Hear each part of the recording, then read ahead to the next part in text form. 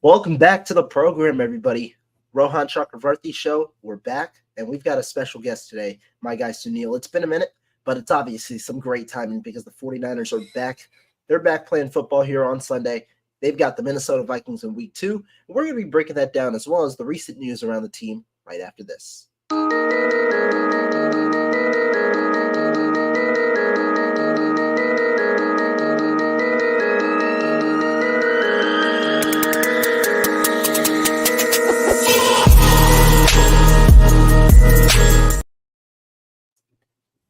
Welcome back, everybody, to the program. Sweet little intro to start the show. I'm joined with my special guest today. How you doing, Sneal? Doing great, man. That music that you and Marco use is pretty fire.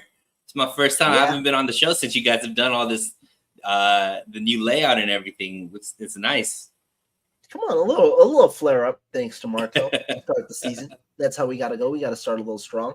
But we got some big news, to start off the show. Christian McCaffrey has now been ruled out for week 2, much different than the week 1 kind of game. And not only that, IR has been a heavy consideration, according to Kyle Shanahan.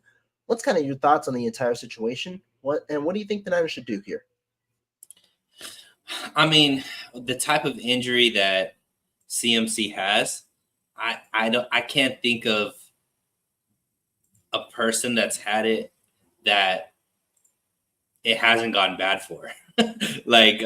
Obviously I think Kevin Durant people talk about, but usually when there's that issue with the Achilles, it's just so hard to really judge its health, and especially at the running back position. I mean, the way that you cut at the speed that you're cutting and the amount of wear and tear that you have on your whole body, it's just, I think this is great. And luckily, the 49ers probably after the game that JP had last week are even more confident than they might have been even previous, knowing that he can obviously take a workload and still be extremely productive. So I think, they're playing it safe. Obviously, Kyle Shanahan said that CMC's worst day, I think it was yesterday, where he was he was in a lot of pain. So I say rest him, because obviously I don't think you win a Super Bowl without CMC. Like, obviously having him on your roster when it comes playoff time and, those important games, he's obviously, offensive weapon of the year last season. So I say rest him, try to get him as healthy as possible, put him on IR, whatever that you need to do, just to ensure that he could be there when the games matter even more. And in the meantime, use the stable of running backs that they have, which we've seen can still be really productive. And I think when you're right, in the sense when you talk about this Christian McCaffrey situation, the number one thing is his health, right? You got to have him at close to 100% as possible if you want to be as successful as you want to be this season. The 49ers, really, they whooped the New York Jets in week 1. That's a great sign. But you want to be as close to 100% as a team when you go into the stretch run of the season. And I think right now, at least given the fact that Kyle Shanahan said Thursday was the worst day probably that McCaffrey has had, that's a concern. This is an injury, the Achilles and calf, that has lingered from last season, right? When you call it tendonitis, that's an issue as well. It's an injury that's going to linger. Now, surgery isn't required according to Shanahan, but this is one that you definitely want to express caution with, because McCaffrey is a guy who's going to play really physical. He's a guy who wants to play. You want to make sure that he doesn't put himself in harm's way or in any more danger by going out there and re-aggravating the injury and making it out, instead 8-10 games instead. Right now, McCaffrey is a guy who has obviously been very durable in the sense of not missing games during his 49ers career. He's only really missed the one Week 18 game, the meaningless game. Apart from that, he's been extremely durable with not missing games. But he's had these nagging injuries, and right now I think the Niners are expressing caution, which is the right thing to do. I think IR should be in consideration. I wrote about it earlier in the week, and I talked about it in an earlier show, even before we'd really gotten to the news. I think that IR should be a consideration just because, one, you've seen that the offense can operate well without McCaffrey, well enough to win games with Jordan Mason here at the 2. You have a reliable backup who doesn't really have any signs of an injury history, and 2, McCaffrey is arguably your most important offensive player if it comes to production. And so, would you rather have this injury deteriorate and he's not doing well by week 7, or would you rather have him fully healthy by week 7? When coincidentally that could be the timeline that he's back when you face the Kansas City Chiefs there at Levi Stadium. Yeah, and I mean, I know everybody's focused on this season, which you should. Obviously, this is a very important season for the Shanahan regime and just this team that's put together on the roster right now. But they've locked up CMC for a few years. And if that Achilles goes from soreness and tendonitis to a tear, now you're affecting future years, right? Because we all know that people that come back from Achilles injury, they never look the same right after. And usually that leads to overcompensating in other aspects of your body and can lead to other injuries and whatnot. So, yeah, I mean, I think for not only this season, but to keep CMC as part of this team and healthy for the long term too, you got to kind of protect CMC against CMC, right? Because he's going to want to play. When he plays, he's going to want a lot of snaps. And I think this is kind of, I was like looking at the silver lining of it. Mason would never get this type of opportunity if it wasn't for CMC like being a little bit injured or not being able to go, right? And these are the games that we want, that I think are going to be important, because even when CMC comes back, let's say they put him on IR, which I think all indications are pointing to they probably are. And he comes back, like you mentioned, mid-season. It's not good. We don't want to see it where it's back to like 25, 30 reps of CMC each game. We already wanted to see us utilize CMC less to keep him healthy and fresh throughout the season. And I think JP getting these reps is giving confidence to Shanahan, giving confidence to JP, and giving confidence to the overall team that, we can have that two-headed monster, which I think we've seen be very, very successful in the Kyle Shanahan regime, is to have multiple running backs that could take the load instead of just one running back that takes everything over. Yeah, and I think that you're right. We have seen that before. That leads me kind of to my next point or question. You're talking about multiple running backs that can shoulder the load. We've seen that in a Shanahan offense, but at the moment without CMC, Jordan Mason was the bell cow right in week 1, 28 carries, 147 yards. He had a significant amount of volume just straight coming up and playing in week 1, and he handled it well. Do you want that to be the case kind of week to week? And do you expect that to be the type of role Mason kind of carries for as long as he plays until McCaffrey is back? Yeah, that's an interesting one, Rohan, because the second running back behind Mason was Debo. And I don't like seeing Debo line up in the backfield and just giving him even just more punishment than he usually does, just at being a receiver. I do think that 28 rushing attempts is a lot. That does to me show that maybe Shanahan isn't as ready with the running backs behind. But I think that might be, Rohan, even another reason to put CMC on IR, so you could open up a roster spot and maybe bring in a Breida who was somebody that they had during training camp, but didn't end up making the 53. But that's somebody that we know Kyle Shanahan trusts and has been, a great guy that could come in and, take the ball 6 to 8 times and be productive in this system, right? And that's, I think, what the unique part is. We're talking about a system in Kyle Shanahan where it elevates running backs that could be average in other systems, but if they have a particular skill set, which is that, one cut type quickness, which we've seen Breida have, you can really have a lot of success in this system. So I think, Shanahan did talk about he does have faith in Garindo. He does have faith in the running back stable overall, but he hasn't put the ball in their hands yet. So, but to answer your question, no, I don't think 28 rushes for Mason should be what we see, because that's the exact same thing. The problem we saw with CMC is like just overusing these running backs to a point where maybe they don't have everything in the tank come later. CMC has proven to be a bell cow in Carolina. He's obviously shown that for the 49ers. I don't know if a JP Mason, who's still very young in his career, who's never had this type of workload, I don't think anywhere in his career, I don't know his college stats like very, very well, but I would imagine he probably isn't getting this workload in college. But yeah, I mean, we're all hoping that CMC is healthy later on in the season, but that's not a given the injury, right? So if he's not going to be at full strength at all through the season, we want to make sure that Mason is healthy throughout the season.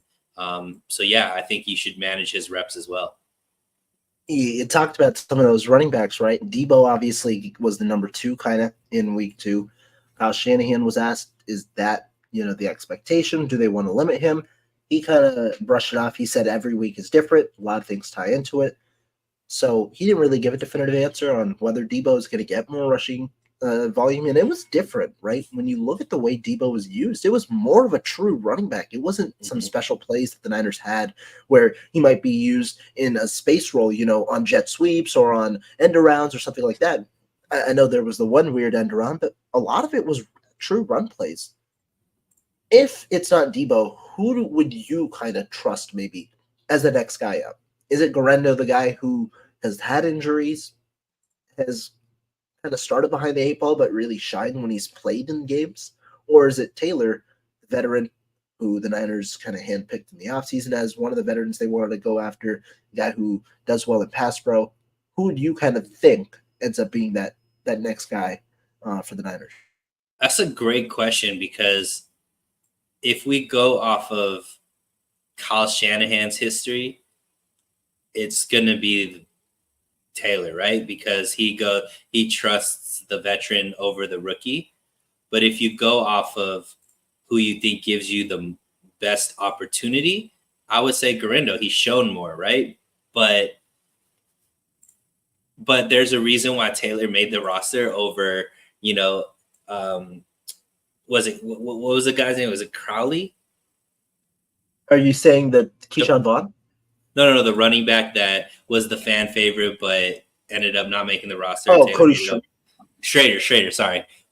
So Schrader, the reason why Taylor made it over Schrader is because I don't think Shanahan was comfortable with that many rookies in his running back room, right? He likes to have vets there. So I would imagine, Rohan, if we see CMC get placed on IR, I would imagine very soon after a veteran running back gets signed by the 49ers, and somebody who probably gets some run here pretty soon. And we've kind of seen that happen with the 49ers before, where they'll take guys kind of like off the couch, but they're vets, and kind of give them real playing time on this roster, because Shanahan does seem to trust vets more than he does rookies.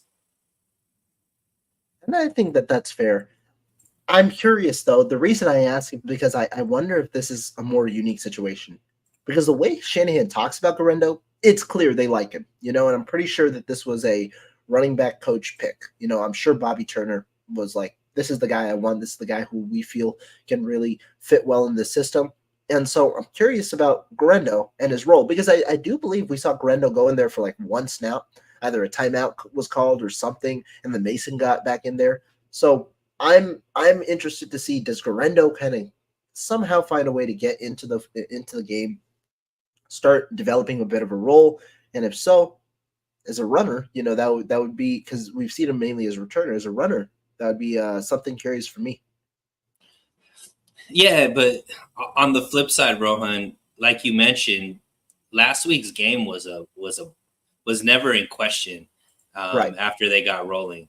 So if if at that point you aren't comfortable enough to putting Garindo in just to get some reps in a game where it's kind of like quote unquote garbage time, if he's not making it onto the field at that point when you're giving the ball to Mason in a role that he's never been able to hold, you're giving him 28 reps, right? Easily you could have put any of those running backs out if you had faith in them, especially when the game is pretty much out of reach, based off of not only the score but also the way that the teams were playing.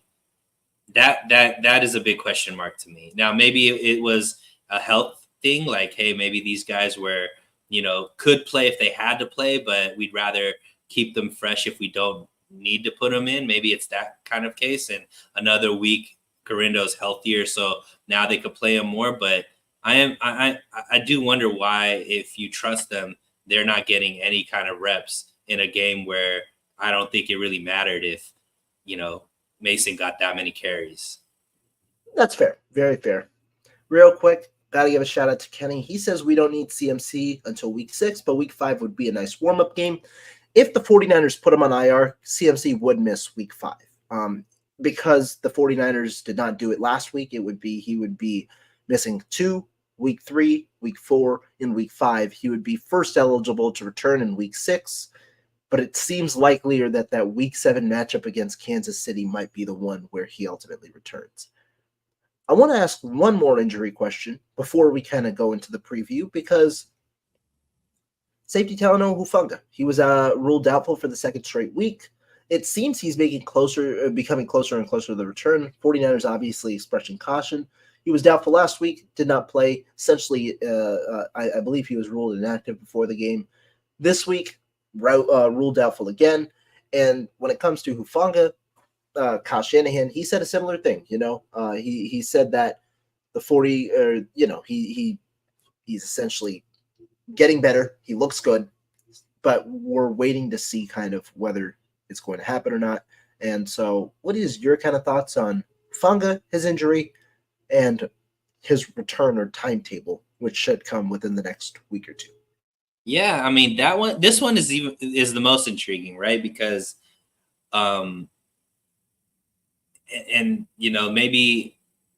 maybe I'm not, maybe this says something about how I watch the games or not, but it's like, I feel like we got so little of Hufanga. It's like you forget how he impacts the game. And so it's kind of like, all right, well, if he comes back, it's hard. We're talking about 2 years ago at this point. Like, what did he bring to the game that this defense is missing? What I do remember is he flies all over the field. What I do remember is this team was very opportunistic when he was the safety back there. They would get a ton of interceptions. But one, is he going to be able to bring that same flair to the game when he gets back in? And how much of an upgrade is he over the guys that are there right now, right? So obviously I think he would be an upgrade over Odom. We haven't seen Mustafa yet to really see what his game is like. But can you play Jair Brown and Hufanga together? That's the big question, Rohan, because neither of them have the best coverage skills, I would say. Like, neither of them are extremely fast, right? But both of them are very opportunistic, right? They just seem to be in the right place at the right time. And you can't coach that. That just is kind of an instinct. They're both instinct players. So, obviously when you talk about Hufanga, he was an all-pro. So he's going to bring, you're better with him than you are without him. That's a safe bet. But I'm interested to know, because the X's and O's better than me. Do you see, the safeties being Hufanga and Brown? Is that a strength? Does that make these safeties better, or are there now opportunities for offensives to take advantage of maybe some of the weaknesses of those two combined? This is a good question. One that we kind of talked about in the offseason when the 49ers are just deciding how to go about their safety room. The way I kind of think about it is a little differently. Right now you have Hufanga and George Odom. Odom didn't have a bad week one. Brown and Odom. sorry, Brown and Odom. And Mhm. Odom didn't have a bad week one. It's not like it was targeted crazy. It's not like there were that many missed opportunities for the 49ers defense, really. But I think Hufanga is an upgrade, right? And so that's kind of the way I look at it. Maybe it changes the way that you do things defensively, because one really big positive that I've seen from Brown in the preseason and then week one, he's filled the run game really well, right? So he's capable of coming up and working the line of scrimmage, but he's also a guy who's also capable of being an opportunistic safety and creating turnovers and really those splash plays, right? Be it tackles for loss, be it turnovers, whatever it might be. Hufanga's similar. And I think that that's what the 49ers are leading more to. You've got strong cornerbacks. You've got three really solid man cornerbacks with a fourth in the wings who should be able to develop into a very, a very solid starter. And then after that, you also have, in the back end, you've got Hufanga at safety, and then you've got Jair Brown who can all now. I'm sure it could be some strong. Some we'll see ultimately how that goes. But to me, I think when it comes to Hufanga, I just view him as an upgrade right now over the current room, and that's why I think it makes sense to just slot him back in whenever he's healthy. Well, I think you brought up, the solution to maybe them not being the best cover safeties is 2 years ago when Hufanga was a safety and Jimmy Ward was, the other safety. They didn't have, even though they had similar names as corners, they weren't as good as the corners that they were right now. Like Demo, it wasn't the Demo that we have right now, right? I think even Mooney Ward is better than he was, a couple years ago as well. So because you have much more confidence in your corners to be able to cover, maybe you don't need your safeties to be as good at coverage to make up for the deficiencies in your corners, because they don't have as big deficiencies as maybe corners in the past for the 49ers. So yeah, I agree with you. I think that there is a real opportunity there, and to have two guys that could fly around and come from safety, be able to blitz, be able to come down and like you said, the tackles for losses really help out in the run game. I mean, it's going to be exciting. It's just how quick can Hufanga get up to game speed, because he hasn't played meaningful football in a really long time. And I think that that also could lead to a buildup. I don't know if it's him playing, 100% of the snaps, or it's also the Niners instead building that up in practice to the point where he's going to be ready to play, full snaps when he comes back. Obviously, cautious. You worry about the injury and things like that. And you're right, because there's so many stars, it sometimes just slips your mind that, damn, there's another one just waiting in the wings to kind of return. You're right about that. It's the value of this defense, and excited to see when the return is. Obviously, with Hufanga not going on IR, it makes sense that he could return either next week or the week after. Doesn't seem like it'll be this week. He was placed as doubtful once again. But yeah, next week or the week after seems like the time when Hufanga will finally make his return back. I have a question of you before we move into next week's game, or this week's game, I should say. Go for it. So obviously we saw a dominant victory over the Jets. I have seen people kind of not sure what to make of this team quite yet because of how they dominated, right? Is it because of how good the 49ers are, or is it a Jets thing? I have my beliefs about what I think the Jets are and what I think this game showed what the 49ers are, but I haven't gotten your take on it. What were your what did you see in that victory? Did you look at it like, hey, this is a victory, it makes me very confident about this team based off of what they did against the Jets? Or is it like too early to tell because we don't know how good the Jets are? Or is it just, hey, this is what I expect when you're playing the Jets? Yeah, I think that that's a good question. When you look at the way that they won, it kind of gave me a perspective on both topics, how the Niners look and how the Jets, my perception of the Jets, right?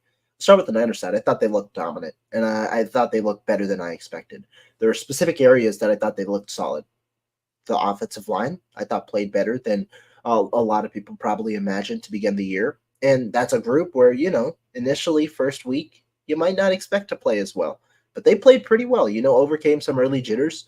You saw some pretty good things, specifically in pass protection. I thought pass protection was really good in this game. Run blocking was also very solid. You see the stats. Mason averaged like 3.4, 3.3 yards per carry before contact. And then when you add in the fact that he's physical and he's going to get yards after the contact, that makes sense why he got 147 rushing yards. And then elsewhere, run defense. I thought run defense looked superb. Malik Collins shed blocks like crazy. That wasn't an aspect of his game that we've maybe highlighted as much in the past. And that was a question for me because you lost Arik Armstead. You don't necessarily have that perennial run defender that could be a 3-down guy, maybe. At least that was the question going into the year. And I thought the run defense looked good, holding Breece Hall to just 54 yards. So I think I'm higher on the 49ers than I initially was coming in week one, while a lot of the other things that I was confident about were affirmed as well in week one. But I also do think that, the Jets, obviously one of the more hyped teams just because of the return of Aaron Rodgers. They add a bunch of new pieces, older pieces, albeit, but still a bunch of new pieces. And I think that they might have been just a little too hyped. I don't know. I think they're a playoff contender. I just don't know how high their ceiling is this year. Yeah, and see, I think that's where maybe I disagree a little bit. And I don't know, when we're talking about, are they, a top 7 team or are they top, 5 team, whatever in the AFC.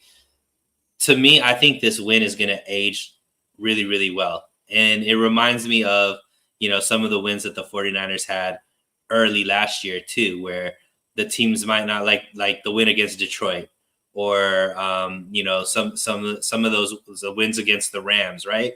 They aged much better because people were like, oh, they dominated so much on these teams, like these teams might not be good. But I think it's more about how good the 49ers actually are. And that's what I see, because you mentioned it, Rohan. Let's start with the run defense. Breece Hall is one of the best running backs in the game. That offensive line, they put a lot of pieces there to revamp that offensive line. But the 49ers were just so good at implementing their game, which is bully everybody, right? They're the biggest bullies on the block. They made Breece Hall look not as good as he was, right? Fumbling, not being able to really break out on big plays, so on and so forth. They made that offensive line not look very good. They made Aaron Rodgers look pedestrian at times. They made Garrett Wilson, they really, because at a moment it looked like Garrett Wilson was going to turn into Devontae Adams, and then all of a sudden they were able to shut him down as well. To me, it showed me that this team not only hasn't lost a step, Rohan, but I think has gotten better in almost every aspect that they could have gotten better at, right? And the second thing you mentioned was the offensive line.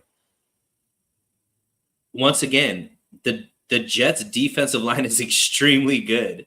Like, they have studs on that defensive line, and nobody really was able to do anything on that offensive line. And I think, Rohan, it's such, I guess, like, such a narrative, so popular to just trash the 49ers offensive line, like amongst the fan base, amongst Twitter, amongst the content creators. It's just like, oh, they don't get enough first round picks. And, I know there's a lot of people that are questioning what they did in the draft and so on and so forth. So it's kind of to a point where people like don't want the 49ers offensive line to be good because they're doing it in such an unconventional way. Right. But I don't think that this was a fluke. And I don't think they went up against a bad defensive line, which is why they were able to have this type of success. I just think that continuity plays a role. I think Dominic Pooney is better than, maybe people expected. And I think having that a guy that you could trust there on the right side as well, you saw it, right? The 49ers ran to the right side more than they ever have all last season, right? And Cole McKivitz didn't have any of those Cole McKivitz type plays where you kind of just see him off kind of, being manhandled by people that he's playing against. I don't know, man. It's hard not to get excited about what you saw and to know that, like you mentioned, there's 2 All-Pros that are still coming back in CMC and Hufanga, and then a third in Brandon Ayuk that didn't really seem like he was ready to be out there, right? Because he hasn't had a whole training camp and whatnot. You would expect that Brandon Ayuk is going to get much better as well. So when you're seeing a team that is this dominant against a team that I think is going to make the playoffs this year, Rohan, and still have like 3 significant pieces that are either going to come back or get better, it's hard not to be excited about, what this year can have. And then the main thing is Brock Purdy looked great. You know what I mean? It's like, I think everybody's looking for ways to be like, Brock Purdy isn't a franchise quarterback. Like, he's not tall enough. His arm isn't strong enough. And like, he just continues to execute. He continues to get the ball to the right players at the right time in the right spots. And it's just hard. Like, once again, I think it goes back to everything is being done unconventionally, Rohan. So it's like people are wanting this to fail. They want the offensive line to look bad. They want Purdy to not be the guy, because then it spits in the face of what's supposed to be done, which is you got to have use your first round pick on a quarterback. You have to use first round picks on your offensive line. That's the only way to really have success. And I think the 49ers are showing that maybe they've done it in a different way. And, hopefully it leads to a Super Bowl. Obviously, if it doesn't lead to a Super Bowl, we're going to be here all over again in the offseason. Oh, they should have drafted this person. They should have, done this. They should have done that. But, I mean, Kyle Shanahan and the 49ers in week 1 don't usually look the best.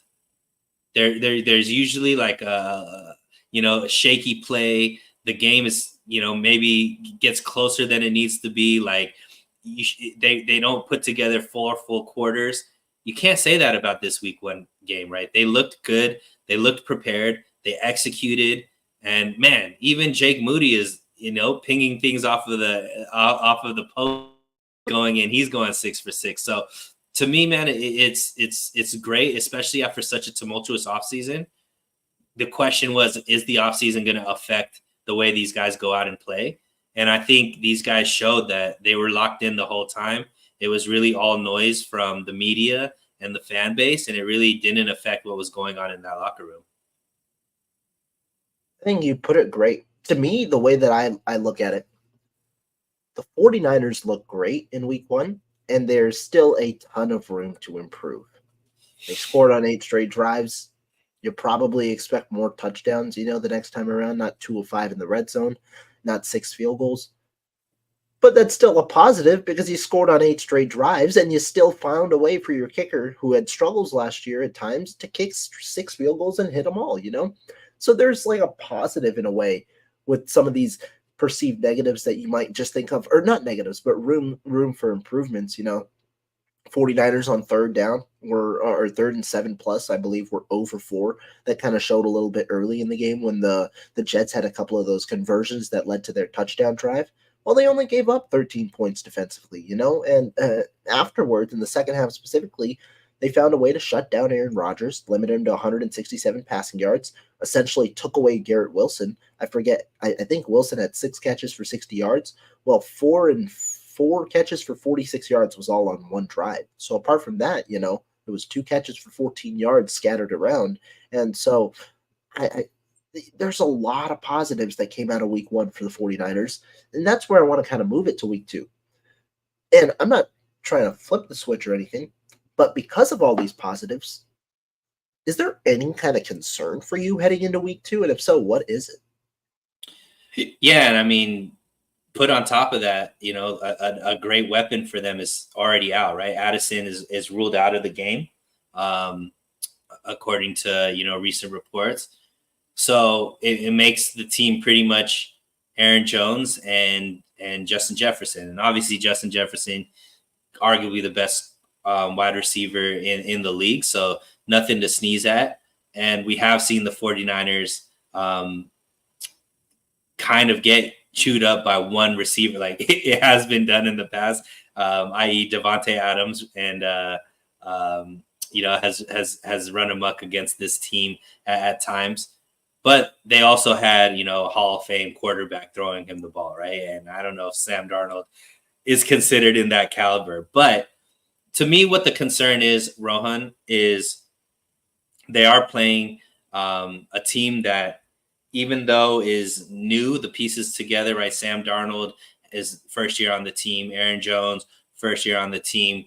They're very familiar with the 49ers, though. And not Sam Darnold, but Aaron Jones has had a lot of success against the 49ers. He knows how to run against this defense, and he's been able to have some big games against the 49ers. So to me, I think because Addison is gone, Rohan, there's no doubt in my mind that Staley and Sorensen will have a game plan for Justin Jefferson, whether it is have Mooney Ward just shade wherever Jefferson is. They put Mooney Ward on him and, just isolate that matchup. But as long as they could stop Aaron Jones, I really think this could be another blowout game. The only fear for me is Aaron Jones, right? Is if he goes off, then obviously that makes the game easier for Sam Darnold. That gives, now you gotta take some guys to help in the run game, which opens up angles in the pass game. So to me, this is going to come down to, can they stop Aaron Jones? If they stop Aaron Jones, I don't really see a path to victory for Minnesota. Yeah, I agree. I think right now, my outlook on this game, the 49ers should be able to cover fairly comfortably. That's kind of my thought process on it. Aaron Jones, like you said, is a big deal. Why? He rushed for 94 yards on just 14 carries in week 1, right? And the way for some of these teams to remain effective offensively is to be balanced. And this is a Kevin O'Connell offense, a guy who's one of the top, or should be considered as one of the top play callers as well in the NFL, a guy who has roots from Sean McVay, a similar offense, right, to what the 49ers like to run. They're a team that will involve the run game pretty heavily, have some good concepts there, and Jones maximized that, right? Because when you think about Aaron Jones, he's a guy who works really well in space, and that usually flourishes well in this offense. And then you put on the fact, Sam Darnold didn't look too bad in week 1, started off the game really hot, maybe weaned a little bit in the second half, but regardless, an efficient performance, completed almost 80% of his passes, 2 touchdowns, interception against a pretty shoddy Giants team if we're not holding back. But regardless, that's a solid challenge against one of the best environments when it comes to NFL stadiums. Everyone has kind of noted this week that environment is definitely one of the better environments in the NFL. And so that's something that, it could raise some eyes. But I think the reason that I back the 49ers is because we had some questions about similar concepts going into week 1. Breece Hall, one of the top running backs, right? The Jets revamped their offensive line. You thought that they were going to be able to run the football all over the 49ers, and that was not the case. And so a lot of people say you have to, you can only prove it once you see it. Well, it's kind of the opposite here. I have to prove, you can only prove to me that the 49ers don't have a good run defense when I see it here in the NFL regular season. And so that's what the goal is. If I'm going to find a concern, I have to see it proved here in week 2. And right now I'm going to lean with the 49ers and their capabilities. I believe I put a score prediction of 27-13 in my article earlier today. And so I think that they should be able to win and healthily cover what I believe is like a 5.5 point spread right now. Yeah. And I mean, you're talking about, hey, the 49ers are going from the Jets to Minnesota. What, can there be some, can this be kind of like a trap game or whatnot? I mean, I think Minnesota is going from the Giants to the 49ers. That's a huge leap of quality of team. Maybe there's some overconfidence from them. You know what I mean? So where they think, hey, we're really this good type of thing. And, I think it's going to be more of that humbling experience that, hey, maybe Minnesota was more because they were playing the Giants versus we're really as good as we think we are kind of thing. So I expect, this team is very familiar with Sam Darnold, right? They saw him all last season in practice. I think that, you see guys like Diamondro Lenore talking really spicy about what he expects to be able to do against Sam Darnold. I expect this actually to be over pretty soon. I don't think this is a game that you need all 4 quarters to see who the victor is going to be. But I do think that it's an important game because, like you mentioned, who's that second running back going to be? Can that run defense be as good as they were, in week 1 and stop another really quality running back? And, can Jake Moody, that's another one. Is Jake Moody going to continue what we saw in week 1, or is he going to, go revert back to maybe some of the games we saw last season? Because ultimately those are 3 things that I'm really looking forward to this game to see, where the 49ers are at. San Francisco, last year, they had a tough matchup, a couple of things that didn't go their way, turnovers, things like that. You're going to face a tough coordinator, which leads me to our most fun topic of the week, our final one, the score prediction. I said mine, 27-13. I'll give a little bit of a reasoning for it later, but want to kind of get your thoughts. I've said the 49ers will cover the spread. You don't maybe have to give a number, but what are your thoughts? Do you think they cover the spread? And if so, do you have a score prediction, and what is it? I definitely think they cover the spread. I think the 49ers are going on another streak where they're putting up over 30 points each game. So I think that, they put up 32 week 1. We saw this trend last season. Yeah. So I think they go over 30 points again. And we know, Rohan, when they score over 30 points, they win. So, yep. So I think it's going to be a comfortable W. I don't know what the defense is going to do. I do expect them to not have Minnesota score that much. So let's say the defense holds them under 15 points. The offense scores over 30 points. That's my prediction. Okay. I like that prediction. I think that's a good one. I was a little slightly under you with my 27-13. I think they're going to score. I think their defense is going to do well. Hold them under 15 points, like you said. I don't know if they reach the 30-point threshold just there. I wonder how the game script ultimately dictates things. But regardless, very similar kind of score prediction. Can I give you one more prediction? Let me give you one more prediction. I like it. Brandon Ayuk has a big game. Brandon Ayuk has a big game. I think Brandon Ayuk is a really proud guy. I think you hear what Peyton Manning said. You hear what Devontae Adams says. Brandon Ayuk isn't a big talker, but he likes letting his game kind of do the talking for him. I don't think he's very happy with his week 1 performance. I think he bounces back with a huge game. I think that's a good prediction, he's poised for a big season. Expectations are there definitely for him to produce. And you want to spread the ball a little bit more, right? You don't want to give Deebo Samuel 8 carries, try and have him shoulder the load in that way. Samuel got a hell of a lot of targets in week 1 as well. We'll see how involved Ayuk is after another full week of ramp up. He played, I think, 42 snaps in week 1. We'll see if that number kind of jumps to where it's near 100% of the total snap share here in week 2. But Suneil, this one was a fun one, man. A nice 45 minutes. You get to talk a little bit about the recent news around the 49ers, preview this game. Any last thoughts here before we head on out? Yeah, I think this game is going to be a fun one. My main thing is keep everybody healthy because we got a big one in week 3, right? Week 3 game, rivalry game at the Rams, or what we should say, Levi's West. And I don't know if you know this, Rohan, but Jesse and I are actually going to be at that game. So we're both going to be over there. So I forgot, right near your home. Yeah.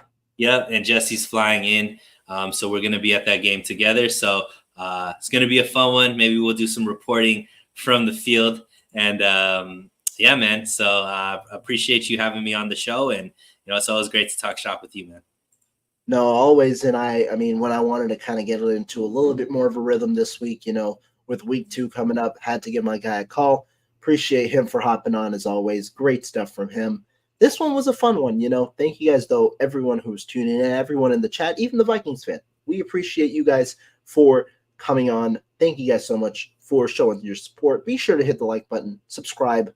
So Real Sports Talk over there. Make sure you go over there and subscribe to him. Show him some love as well. But we'll be back probably after the game with some fun content. But until then, see you next time.